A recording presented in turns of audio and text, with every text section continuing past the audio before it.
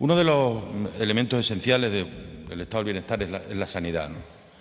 Y a medida que tienes esa vocación que hemos tenido siempre de construir una sanidad que llegue a todos y al mismo tiempo de manera muy especializada y con altísimos niveles de calidad, nos vamos dando cuenta de escenarios en los que tú descubres aspectos que todavía quedan por andar, por recorrer.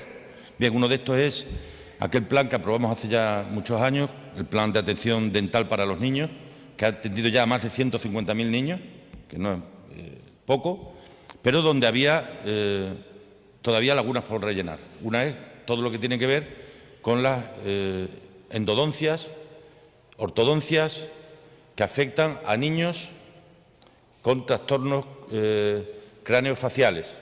Para que nos entendamos, lo más habitual, los llamados labios leporinos, niños que como consecuencia de nacer con esas dificultades, pues tienen al mismo tiempo malformaciones bucales que exigen de un tratamiento específico y que obviamente tienen unos costes elevados, ¿no? Bueno, pues incorporamos al plan de salud de atención dental para los niños a todos aquellos niños que nazcan con malformaciones craneofaciales y que puedan ver cubierta esa parte del tratamiento.